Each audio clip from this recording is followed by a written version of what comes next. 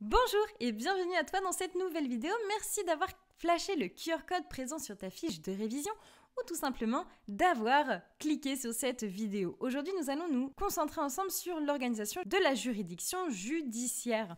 Pour ce faire, nous verrons dans un premier temps la présentation générale de la juridiction judiciaire, les juridictions de premier degré, les juridictions de second degré et enfin la Cour de cassation. Surtout, n'oublie pas de t'abonner à ma chaîne YouTube, de liker cette vidéo et de me rejoindre sur mes réseaux sociaux Instagram et TikTok. Tu es prêt? Alors, c'est parti!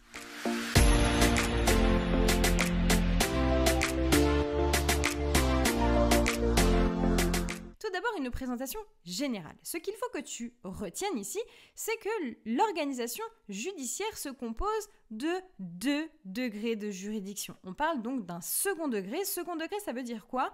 Eh bien, ça suscite qu'il n'y a pas de 3e degré de juridiction. Donc ça, c'est assez important. Tu ne peux pas dire que la cour d'appel est le 2e degré. Ça ne se dit pas parce que cela renverrait finalement au fait qu'il y a un 3e degré, ce qui est faux. Donc, finalement, lorsqu'un justiciable souhaite emmener son affaire donc devant la justice, il va déjà saisir le 1er degré de juridiction. Donc, bien sûr, le tribunal judiciaire ou encore les tribunaux d'exception tels que le tribunal de commerce, le conseil des prud'hommes, le tribunal paritaire des baux ruraux. Bref, ce sont les premiers degrés de juridiction. Ensuite, si l'affaire est supérieure à 5 000 €, eh bien, la décision est susceptible d'appel, c'est-à-dire que le justiciable pourra venir contester la décision rendue devant la cour d'appel, donc le second degré de juridiction. Toutefois, si l'affaire est donc, imaginons, de 3 000 €, ici, le justiciable ne pourra que directement aller voir la cour de cassation, ne pourra pas passer par le second degré de juridiction. Pourquoi faire ça?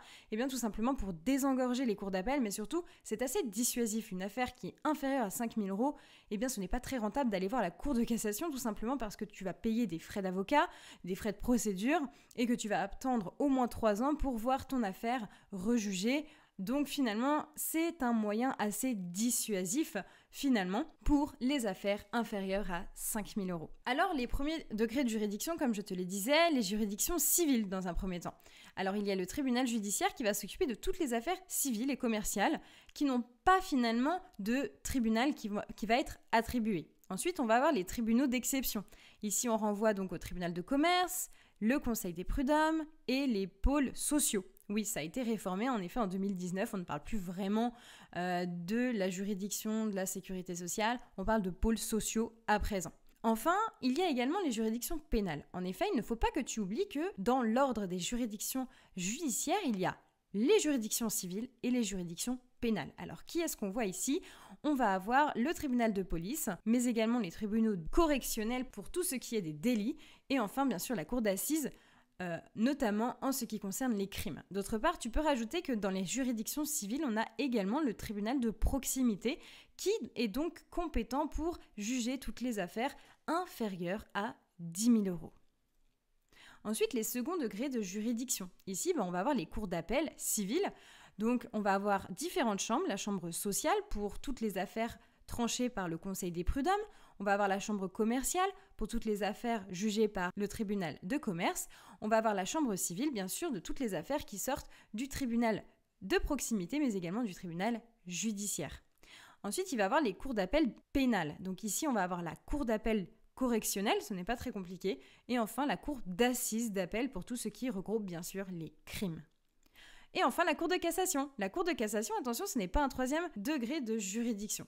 Il y a différentes chambres civiles au sein de la Cour de cassation. On va avoir la chambre sociale, la chambre commerciale, les chambres civiles. Il va en avoir 3 ici, oui.